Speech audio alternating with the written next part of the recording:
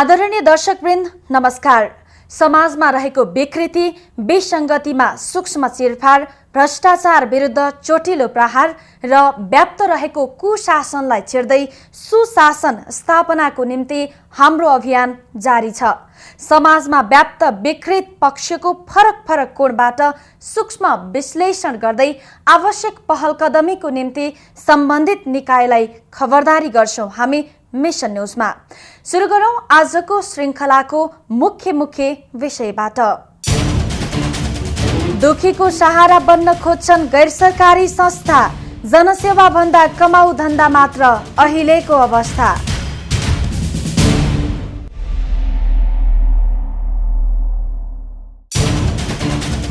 स्वयंसेवा भन्दै विदेशीको आश्रय, नियमनको अभावले नहोस् विकृतिको उदय।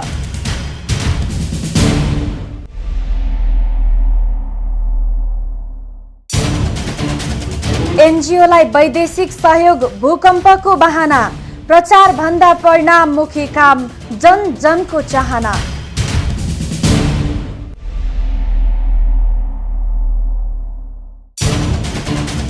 भूकम्पपछिको 2 वर्ष बन्दैछ चौथो सरकार, पीडामा जनता कहिले पाउँछन् घरबार। दर्शकवृन्द, राष्ट्रिय तथा अन्तर्राष्ट्रिय गैर सरकारी संस्थाहरूले नेपालमा विद्यमान विभिन्न किसिमको अभाव र जनपीडालाई कम गर्ने भन्दै काम गरिरहेका छन्। हो, गैर सरकारी संस्थाको कारण सरकारको उपस्थिति नभएको क्षेत्रमा समेत जनताले केही राहतको अनुभव गरेको विषयलाई नकार्न सकिन्न। साँच्चै नेपाली जनमनको पीडा कम गर्ने मुख्य सहारा कतिपय समयमा गैर सरकारी संस्थाहरू नै बनेको सत्य पनि हाम्रो सामु छ। तर गैर सरकारी संस्थाहरूको भिडमा केही त्यस्ता गैर सरकारी संस्थाहरू पनि छन् जसले नेपाल र नेपालीको पीडा बेच्दै केवल कमाउ धन्दामा मात्र तल्लीन भएका छन्। यस्ता उदाहरण हाम्रै सामु छन् र यो पनि सत्य हो, गैर सरकारी संस्थाको नियमनमा राज्य बारम्बार चुकिरहेको छ। बरु उनीहरूको मौसमी रूपमा हुने सेमिनार र गोष्ठीमा सहभागी भए मस्तीमा नै नियमनकारी निकाय रुमलिएको तितो यथार्थ छ। एक त राज्यसँग गैर सरकारी संस्थालाई नियमन गर्ने खासै कानुन छैन, अर्कोतर्फ भएको कानुन समेत कार्यान्वयनमा नियमनकारी निकाय बारम्बार चुकिरहन्छ। कसको के लाग्छ? कहिलेसम्म नेपालमा क्रियाशील गैर सरकारी संस्थाहरूको बदमाशीमा राज्य लाचार बनिरहन्छ? दुखीको सहारा बन्न खोज्छन् गैर सरकारी संस्था, जनसेवा भन्दा कमाउ धन्दा मात्र अहिलेको अवस्था।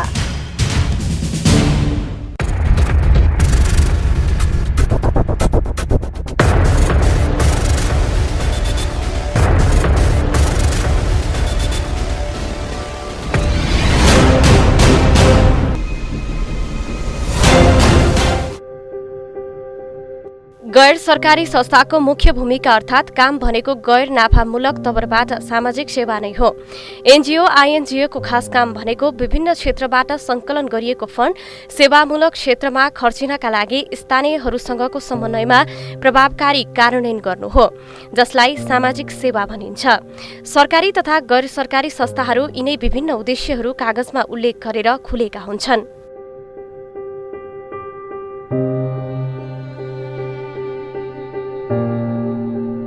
जे जस्ता उद्देश्यहरू बनाएको भए तापनि खास उद्देश्य भनेको सामाजिक सेवा नै हो। यसरी सामाजिक सेवाको भावना लिएर स्थापना भएका एनजीओ तथा आईएनजीओहरूको कार्यक्षेत्र अर्थात् दायरा फराकिलो हुने गरेको छ।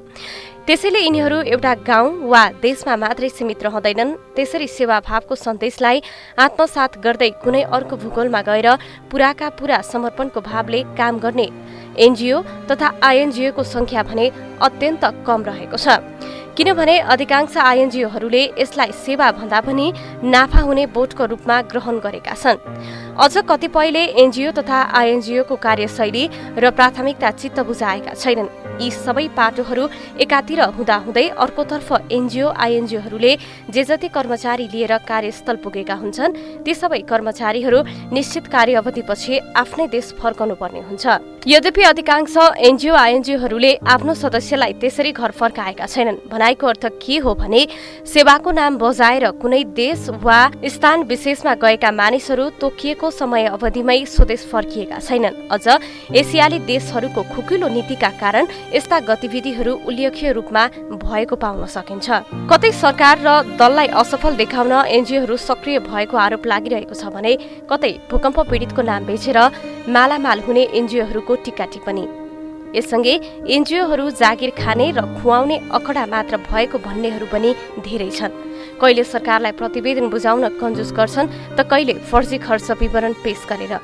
यही फर्जी गतिविधिको बीचमा अर्को देशमा बिना अनुमति समय व्यतीत गरेर हाम्रो जस्तो विकासशील देशहरूमा एनजिओ तथा आइएनजिओको भूमिका अझ सशक्त हुनुपर्ने हो। तर एनजिओ तथा आइएनजिओको भूमिका प्रभावकारी बनाउन स्वयं देशको प्रशासनको नियम पनि प्रभावकारी बनाउन जरुरी छ। 2048 सालमा स्थापित गैर सरकारी संस्था महासंघ नेपाल सामाजिक न्याय मानव अधिकारको संरक्षण र सम्वर्धन सामाजिक विकास गर्न स्थापित भएको संस्था हो। गैर सरकारी सामाजिक संघ संस्थाहरूको हक हित अधिकार र क्षमता अभिवृद्धिको ध्येय बोकी नेपालभरका गैर सरकारी सामाजिक संघ संस्थाहरूको एकमा छाता संगठन हो। त्यस्तै राष्ट्रिय तथा अन्तर्राष्ट्रिय गैर सरकारी संस्थाहरूको सम्झौता स्वीकृत अनुगमन मूल्याङ्कन सुपरिवेक्षण समन्वय लगायतका कार्यहरू गर्ने मुख्य दायित्व र जिम्मेवारी पाएको नेपाल सरकारको आधिकारिक निकायका रूपमा रहेको समाज कल्याण परिषद पनि छ। तर यी निकायहरूको काम खासै प्रभावकारी भएको देख्न सकिन्न। खास गरी गैसस महासंघले पनि गैर सरकारी संस्था सुशासन सुधार र क्षमता अभिवृद्धि कार्यक्रम, महिला सशक्तिकरण तथा समावेशीकरण, युवा सशक्तिकरण, वृहत नागरिक समाज सञ्जाल निर्माण लगायतका रणनीतिक कार्ययोजना अन्तर्गत निम्न विषयगत क्षेत्रहरू तय गरेको छ। तर व्यवहारमा यस्तो देखिँदैन।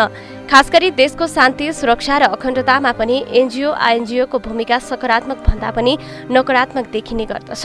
यस अर्थले पनि देशको स्थायी शान्ति समृद्धि तथा नेपालको दायाँ बायाँ रहेका दुई विशाल मुलुकहरूको निगरानी गर्नका लागि पनि शक्तिशाली मुलुकहरूले एनजिओ आइएनजिओको नाम भजाएर नेपाललाई कार्यथलो बनाइरहेका छन्। यसतर्फ पनि सम्बन्धित निकाय जिम्मेवार बनेको देखिँदैन। विश्लेषकहरू भन्छन् यस्तै हुने हो भने नेपालको सार्वभौमिकता राष्ट्रिय अखण्डतामा गम्भीर धक्का पुग्नेछ। सरकार कति दिन चुप लाग्ने? जनता जवाफ खोजिरहेका छन् र त्यो जवाफ यथाशक्य दिनै पर्छ। हो, केही गैर सरकारी संस्थाको उद्देश्य पवित्र छ र व्यवहारमा काम पनि उस्तै। तर पछिल्लो समय अन्य केही गैर सरकारी संस्थाको बदमाशीले समग्र गैर सरकारी संस्थाको भूमिकामा प्रश्न चिन्ह सृजना हुने अवस्था बनाएका छन्। यसतर्फ राज्यको विशेष ध्यान जान आवश्यक छ।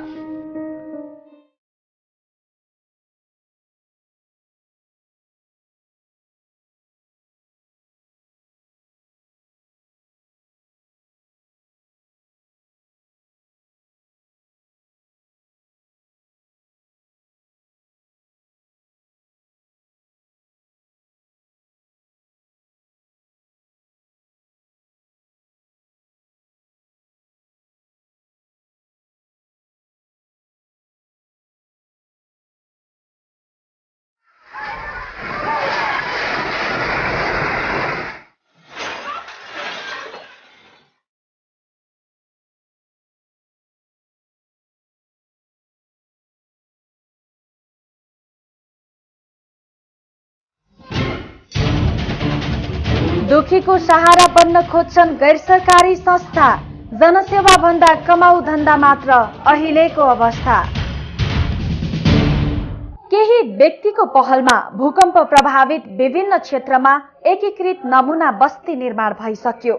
हाम्रा गैर सरकारी संस्थाहरू जसले खर्बौंको लगानी भूकम्पको बहाना बनाएर ल्याएका छन्, तर तिनले गरेको काम हेर्ने हो भने परिणाममुखी कामको उदाहरण दिन सक्ने अवस्था छैन। यसको मुख्य कारण भनेको सरकारी नियमनको अभाव र गैर सरकारी संस्थाहरूको गैर जिम्मेवारीपना नै हो। गैर सरकारी संस्थाहरूलाई नियमन गर्ने भनेको मुख्यतः समाज कल्याण परिषदले नै हो र यसका 180 भन्दा बढी अन्तर्राष्ट्रिय गैर सरकारी संस्था र 46,000 भन्दा बढी राष्ट्रिय गैर सरकारी संस्था आबद्ध रहेका छन्। केवल गैर सरकारी संस्थाको आबद्धताको स्वीकृति दिने काम मात्र समाज कल्याण परिषदको हो कि भन्ने आभास जनजनमा उत्पन्न हुन थालिसकेको छ। कारण उसको भूमिका निष्प्रभावी हुनु। अझ पछिल्लो समय त भूकम्प पीडित जनतालाई सहयोग गर्ने नाममा विदेशीहरू नेपालमा गैर कानुनी रूपमा बसेका त छैनन् भने आशंका गर्नेहरू उत्तिकै छन्।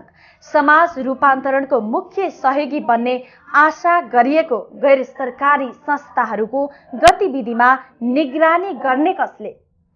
कि डलर ल्याउनेलाई राज्यले लगाम बिनाको घोडा झैं छोड्नु पर्ने हो?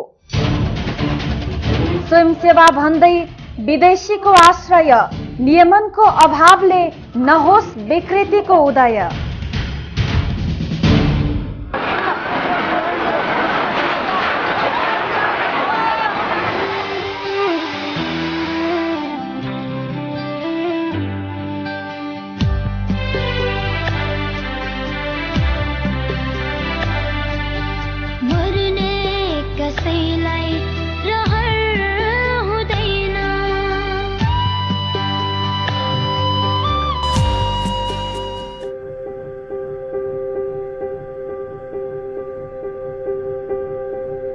हरेक मुलुकले उसको देशमा आउने नागरिकको तथ्याङ्क र सम्पूर्ण जानकारी सुरक्षित राखेको हुन्छ, सेवाभावले आउने होस् वा व्यावसायिक प्रयोजन वा भ्रमणको नाममा।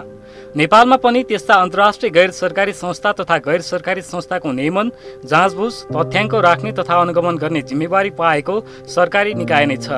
तर तिनको काम कारबाहीमा भने जहिले आलोचना हुने गरेको छ। नहोस् पनि कसरी, काम नै त्यस्तै गरेका छन् अधिकार पाएका भनेका नियमनकारी निकायले।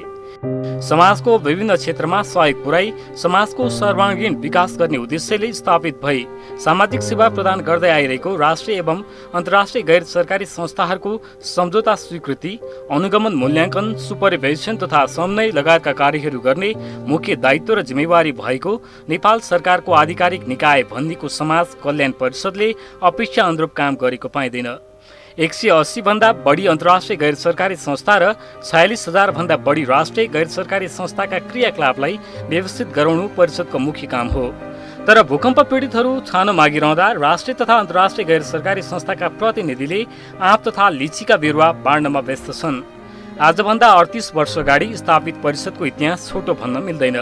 तर समय मात्रै गुजारेर जनताका वास्तविक समस्याको समाधानमा दिगो रूपमा पहल कदमी लिन नसक्नु पक्कै पनि कमजोरी ठहर्छ, यसलाई कसैले नकार्न सक्दैन। यस सँगसँगै एनजिओ आइएनजिओले श्रम स्वीकृति लिएर काम गरिरहेका छन् कि छैनन् तथा उनीहरूले स्थानीयसँग समन्वयको भरमा काम गरेका छन् कि छैनन् जस्ता देख्दा सानोतिनो तर असाध्यै महत्त्वपूर्ण पाटोहरूमा हाम्रा संस्था त्यति जिम्मेवार भएको पाइँदैन। हुन त आजको समस्या आजको कारणले मात्रै निम्तिएको होइन, हिजो हामीले गरेका कामको परिणाम हो। त्यस अर्थले पनि आजको परिणाम आएको हुन सक्छ। तर सम्बन्धित निकायका प्रमुखले एनजिओले काम गरिरहेका त छन् नि भन्ने ढङ्गले मात्रै बुझिरहेका छन्।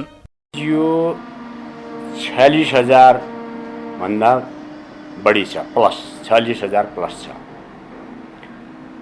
भने आइएनजिओ 180 वटा जति छ। यो सङ्ख्या भूकम्प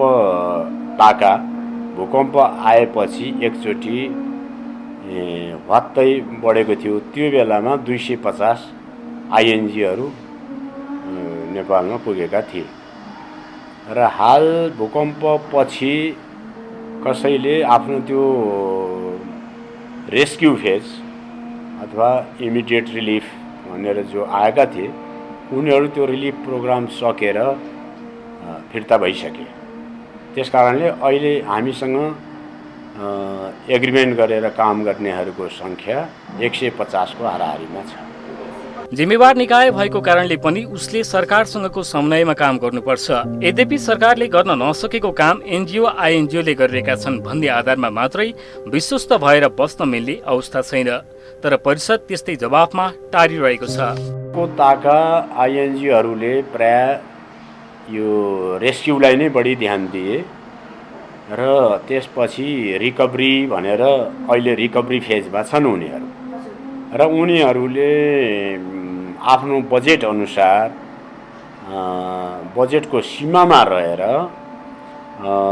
एउटा जिल्ला, दुईटा जिल्ला, तीनवटा जिल्ला बजेटको क्यापासिटीमा रहेर उनीहरूले कार्यक्षेत्र बनाएका छन् र खास गरेर अहिले उनीहरूको रिकभरी फेजमा खानेपानी, स्कुल बिल्डिङहरू, हेल्थ पोस्टका बिल्डिङहरूलाई नै प्राथमिकतामा राखेका छन्।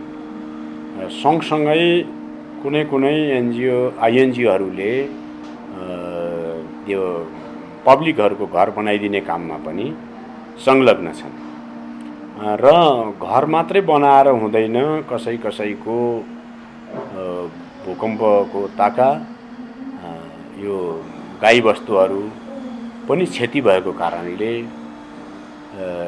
बाख्रा पालनको सपोर्ट, बङ्गुर पालन, कुखुरा पालन त्यस्तो यो जीविकोपार्जनका कार्यक्रमलाई पनि सँगसँगै प्राथमिकता दिएको देखिन्छ। धेरै हदसम्म प्राकृतिक विपद वा समस्याका बेलामा सरकार भन्दा पहिले एनजिओ तथा आइएनजिओका उपस्थिति हुने गरेको छ। यसलाई नकार्न सकिन्न, तर एनजिओ आइएनजिओको नाममा अर्को देशमा जानेर त्यो देशको सार्वभौम सत्ता, राष्ट्रिय अखण्डता तथा सुरक्षामा खलल पार्न सक्ने विषयमा यी यस्ता निकाय गम्भीर बन्दै पर्छ।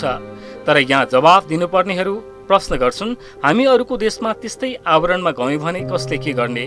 देशमा बस्यो, त्यो देशको कानुन मान्नु पर्यो, त्यो देशको संस्कृति मान्नु पर्यो, त्यो देशको अन्य कुराहरू मान्नु पर्यो र सँगसँगै यो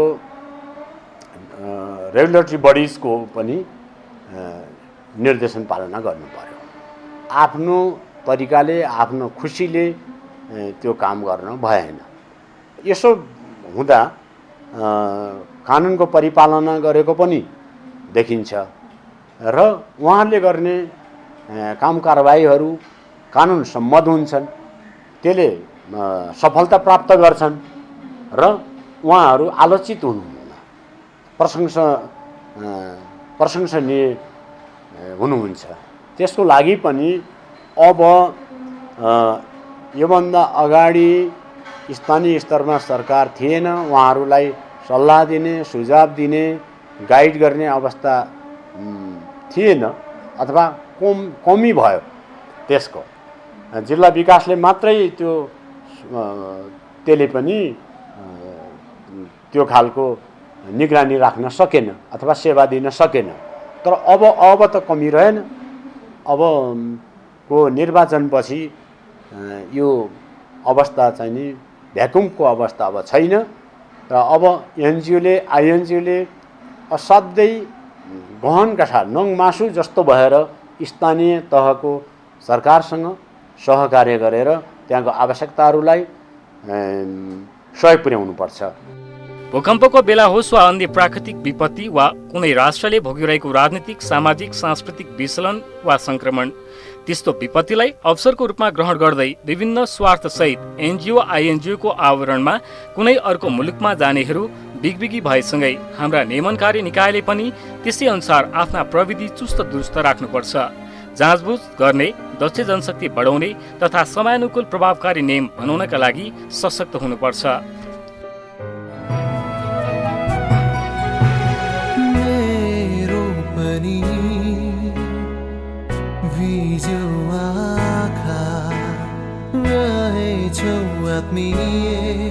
सम्बन्धका छरिएर बसेका रहेछौँ हामी दाजुभाइ, सकेनौँ एकछिन बस्न रमाई, रहेनछन् कोही पराई। स्वयंसेवा भन्दै विदेशीको आश्रय, नियमनको अभावले नहोस् विकृतिको उदय। दर्शकवृन्द, नेपालमा भूकम्पको कारण थालिएको संरचनाको पुनर्निर्माण र जनतालाई राहतको लागि भन्दै विभिन्न देशले समेत अर्बौं सहयोगको घोषणा गरेका छन्। तर त्यो सहयोगका समेत सही उपयोग गर्न हिम्मत सरकारले गर्न सकेको छैन। यथार्थमा भन्ने हो भने यहाँ राजनीतिक जस कसले लिने भन्ने होडबाजी 2 वर्ष बितिसक्दा पनि राहत र पुनर्निर्माणको कामले अपेक्षित रूपमा गति लिन सकिरहेको छैन। गति केवल एउटै विषयले लिएको छ, त्यो हो गैरसरकारी संस्थाको गतिलो कमाई गर्ने माध्यम। राहत र अनुदानको कुरा मात्रै गरेर आशा देखाउने सरकारले पीडितलाई झनै पीडा दिएको तथ्य त एकातिर छँदैछ, झनै तिनै पीडितको नाममा राजनीतिक चलखेल गर्न खोज्नु, जालझेल गर्न खोज्नु कहाँसम्मको मानवीयता हो? भूकम्प गएको 9 महिनापछि सरकारले राष्ट्रिय पुनर्निर्माण प्राधिकरण गठन गर्यो, तर त्यो प्राधिकरण पनि राजनैतिक चलखेलको निशानामा बारम्बार परिरहेको छ। कहिले कुन राजनीतिक पार्टीको भर्ती त कहिले कुन राजनीतिक दलको। भूकम्प पीडित जनताले राहत पाउनमा भने बारम्बार ढिलाइ भइरहेको छ। न त जनताले सरकारले घोषणा गरेको राहत पूर्ण रूपमा पाएका छन्, न त अस्तव्यस्त बनेको हाम्रो संरचनाको निर्माण भएको छ। यस्तो अवस्था कहिलेसम्म?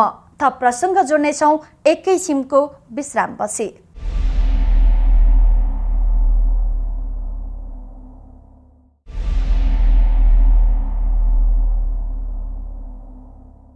विश्रामपछि पुनः स्वागत छ। दर्शकवृन्द, आजको कार्यक्रममा हामीले नेपालमा गैरसरकारी संस्थाहरूको बदमाशीमा सरकारी लाचारीपन साथै भूकम्पले थिलथिलो बनाएको नेपालीको पीडामाथि भइरहेको राजनीतिकरण र भूकम्प पीडित जनताको कष्टकर दैनिकी बारे चर्चा गरिरहेका छौँ। 2072 साल वैशाख 12 को विनाशकारी भूकम्प गएको पनि 2 वर्ष बितिसकेको छ। भूकम्पको कारण पीडित बनेकाहरू अझै पीडामा छन्। सरकारी राहतको आश्वासन किस्ताको नाममा अझै प्रभावकारी हुन सकेको छैन। भत्किएका संरचनाहरू पुनर्निर्माणको आशामा बसिरहेका छन्। भूकम्पले राजधानी काठमाडौँ लगायत 14 वटा जिल्लालाई नराम्ररी प्रभावित बनायो। भूकम्पकै कारण झन्डै 9,000 मानिसको ज्यान गयो भने 22,000 घाइते भए। घाइते भएकाहरूको पनि अङ्गभङ्ग भएर काम गर्न नसक्ने हालतमा छन्। भूकम्पले 8.5 लाख परिवारलाई घरबार विहीन बनायो भने 80 लाख मानिसले विस्थापित जीवन बिताइरहनु परेको छ। तर भूकम्प पीडित बनेकाहरूले राहतको सरकारी आश्वासन मात्र पाएका छन्। आशामा 2 वटा बर्खा र ठिहिराउने जाडो खुल्ला आकाश मुनि त्रिपालमा बस्न बाध्य बनाइएका भूकम्प पीडित जनताले सरकारी आश्वासनको राहत पूर्ण रूपमा कहिले पाउने हो? अझै अत्तो पत्तो छैन। किस्तामा दिने भनिएको राहत भूकम्प पीडित जनताले कहिलेसम्म पाउँछन् सरकार? एनजिओलाई वैदेशिक सहयोग भूकम्पको बहाना, प्रचार भन्दा परिणाममुखी काम जनको चाहना।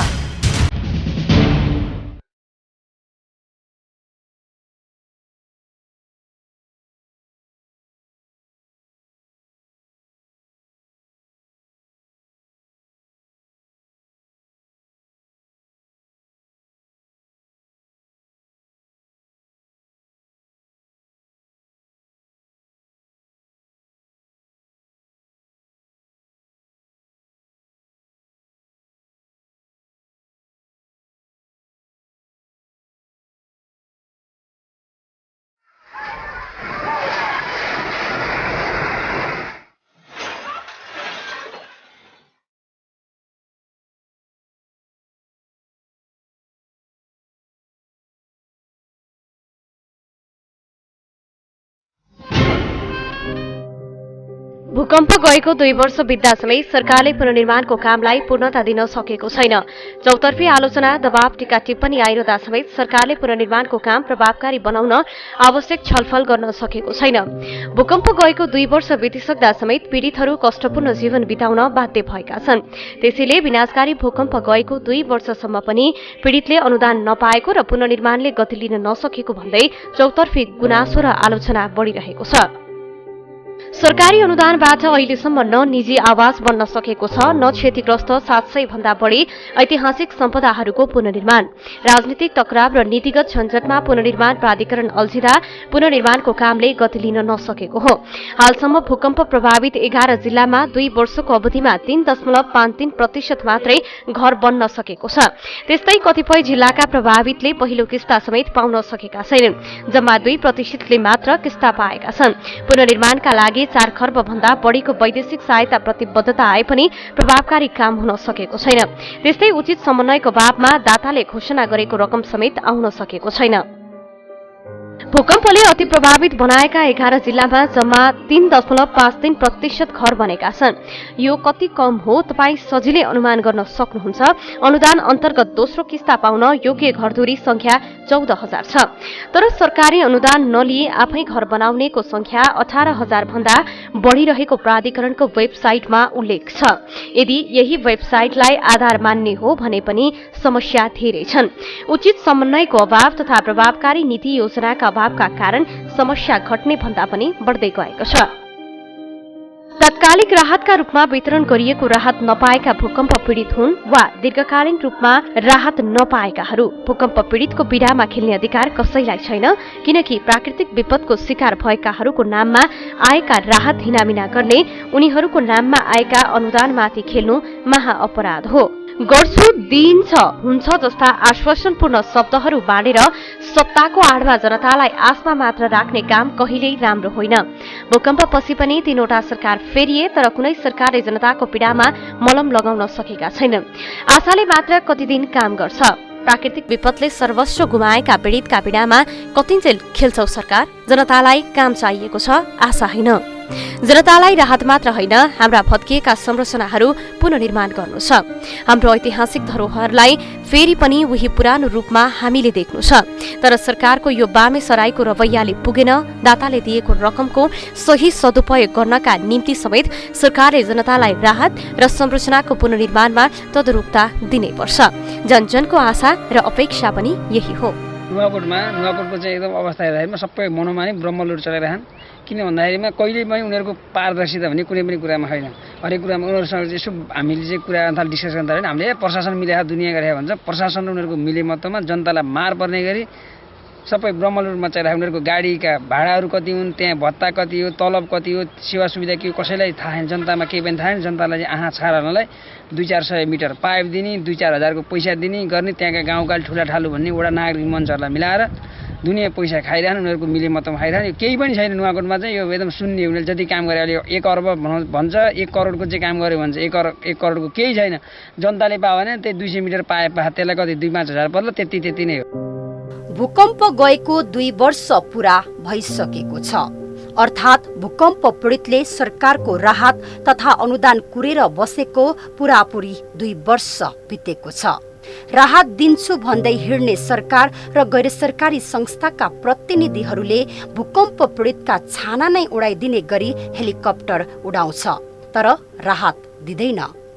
भूकम्प पीडितले 2वटा बर्खा पनि यस्तै विषम परिस्थितिमा गुजारे अनि यसपालिको नियति पनि यस्तै हुने हो कि भन्ने त्रासमा छन् भूकम्प पीडितहरू। राज्य जनताको अभिभावक हो। आफ्ना अभिभावकसँग हरेकले अपेक्षा राख्छन्, गुनासो गर्छन्, माग अघि सार्छन् र यो स्वाभाविक पनि छ, किनकि जनताले आफ्नो कमाईको केही प्रतिशत राज्यलाई बुझाएका हुन्छन् कर मार्फत।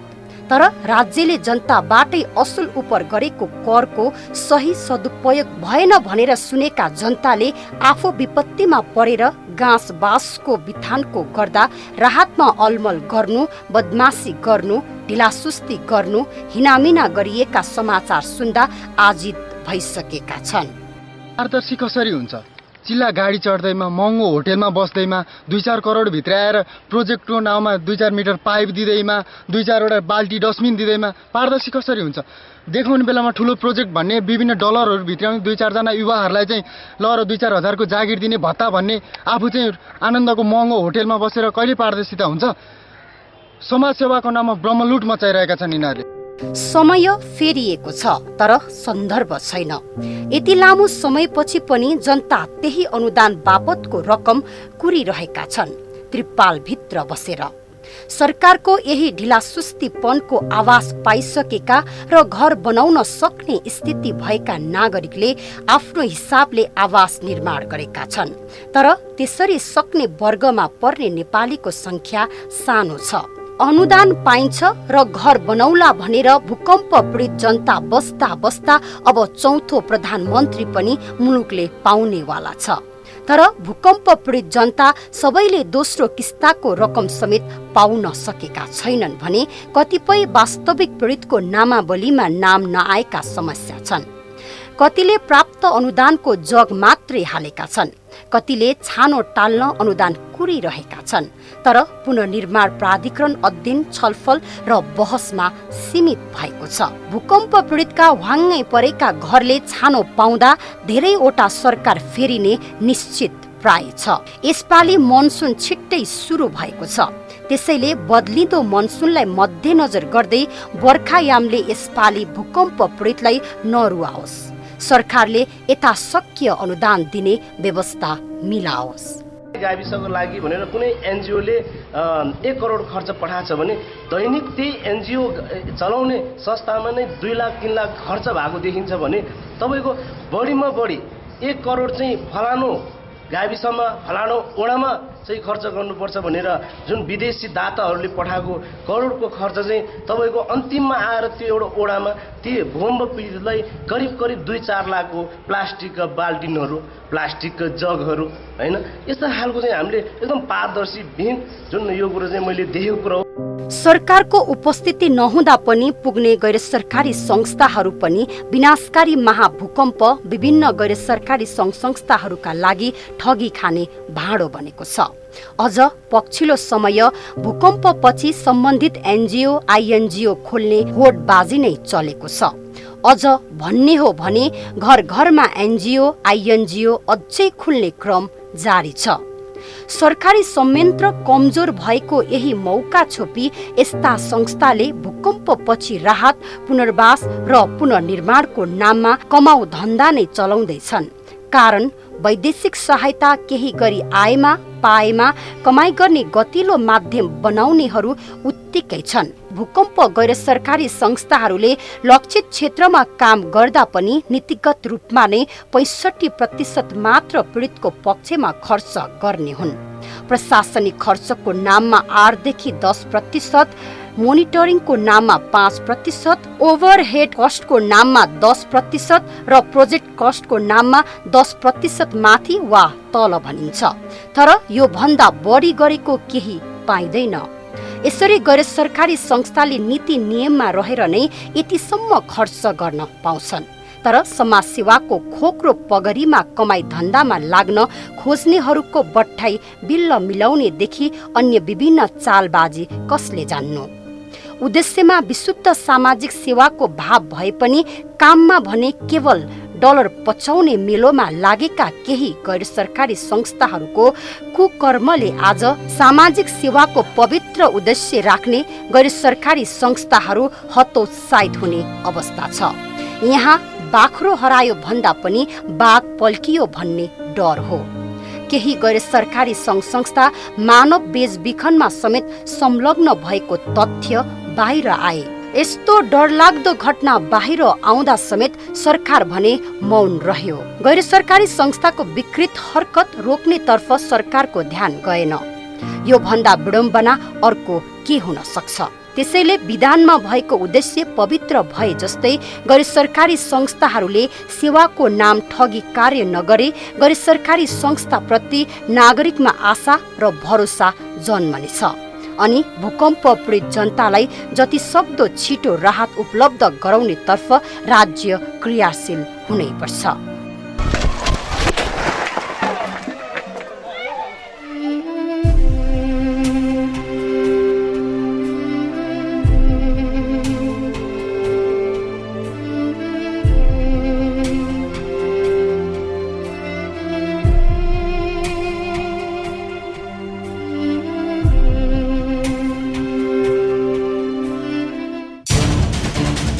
एनजिओलाई वैदेशिक सहयोग भूकम्पको बहाना, प्रचार भन्दा परिणाममुखी काम जन जनको चाहना। दर्शकवृन्द, सरकारले राहत देला अनि आवास बनाएर घरमा सुरक्षित साथ बस्न पाइएला भन्ने आशामा बर्खा र ठिहिर्याउने चिसो रात कटाउन बाध्य पीडितहरू कतिले असुरक्षित बसाइकै कारण ज्यान गुमाएका छन्। सरकारी चाला हेर्दा यस्तो लाग्छ सरकार पीडितलाई थकाएरै मार्न चाहन्छ, नत्र भने दुईवटा बर्खामा खुल्ला आकाश मुनि बाढी पहिरोसँग जुधेका पीडित जनताले यो बर्खा लागिसक्दा पनि सरकारी आशको भरमा मात्र रहेका छन्। अझ भूकम्पले थिलथिलिएको जमिनहरूमा वर्षासँगै पहिरोको जोखिम उत्तिकै देखिएको छ, तर सुरक्षित क्षेत्र कुन हो भनी समेत सरकारले पहिल्याइदिएको छैन। सरकार कहिले तङ्ग्रिन्छ भूकम्पले थिलथिलो भएको हाम्रा संरचना र मनहरू। सरकार भूकम्पपछि किस्ता किस्तामा प्रधानमन्त्री त पायो, तर राहत चाहिँ नपाउने यो कस्तो नियति र कहिलेसम्म? भूकम्पपछिको 2 वर्ष बन्दैछ चौथो सरकार, पीडै पीडामा जनता कहिले पाउँछन् घरबार?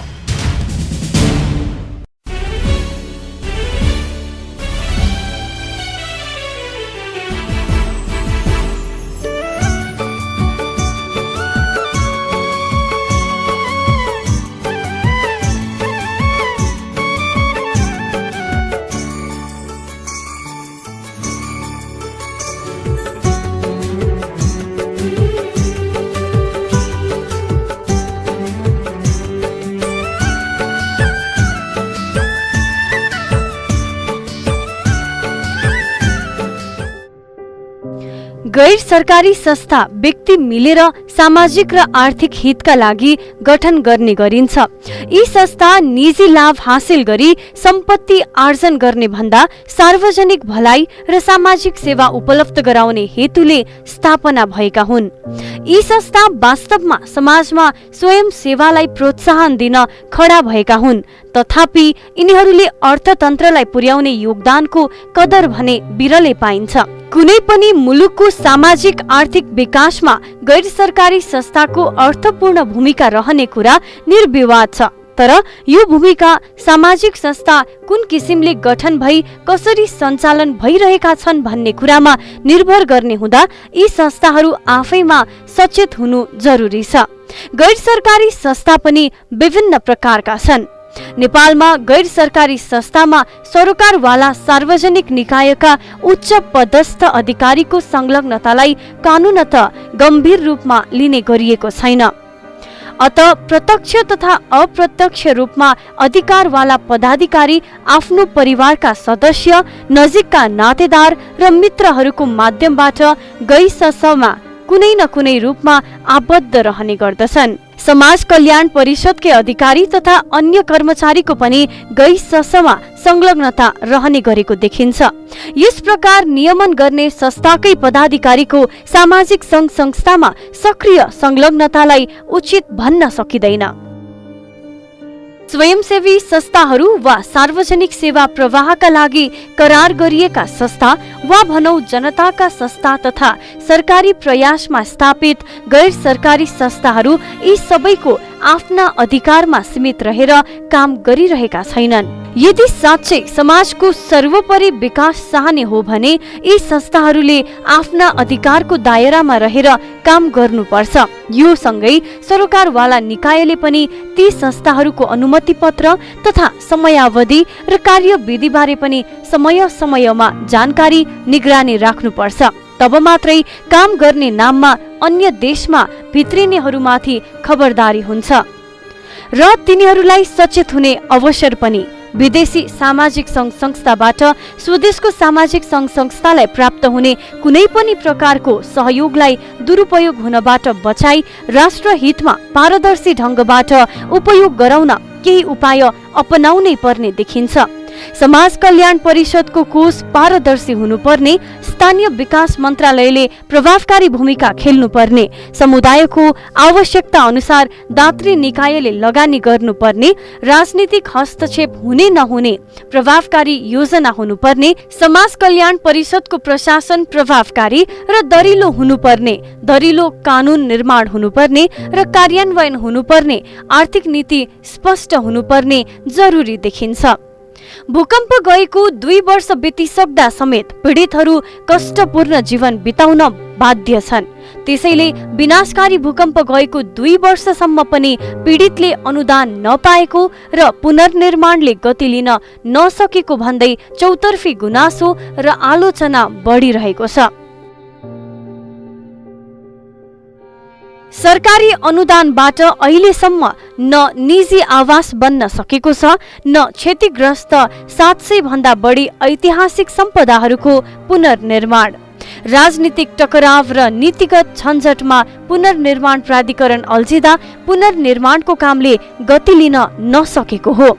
हालसम्म भूकम्प प्रभावित 11 जिल्लामा 2 वर्षको अवधिमा 3.53% मात्रै घर बन्न सकेको छ। त्यस्तै कतिपय जिल्लाका प्रभावितले पहिलो किस्ता समेत पाउन सकेका छैनन्। जम्मा 2% मात्र दोस्रो किस्ता पाएका छन्। पुनर्निर्माणका लागि 4 खर्ब भन्दा बढीको वैदेशिक सहायता प्रतिबद्धता आए पनि प्रभावकारी काम हुन सकेको छैन। त्यस्तै उचित समन्वयको अभावमा दाताले घोषणा गरेको रकम समेत आउन सकेको छैन। गर्छु, दिइन्छ, हुन्छ जस्ता आश्वासनपूर्ण शब्दहरू बाडेर सत्ताको आडमा जनतालाई आशमा मात्र राख्ने काम कहिले राम्रो होइन।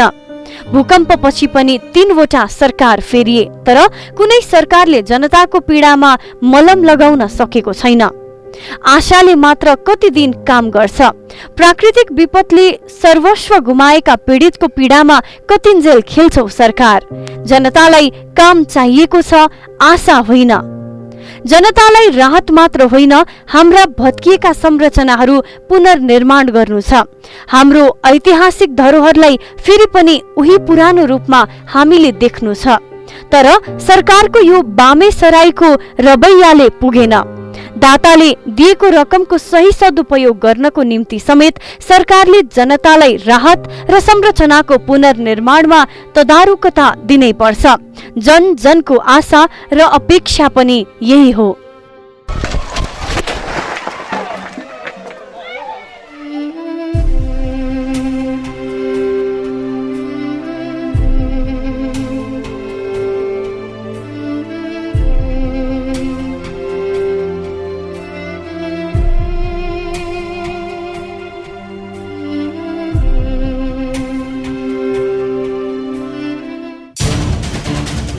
भूकम्पपछिको 2 वर्ष बन्दैछ चौथो सरकार।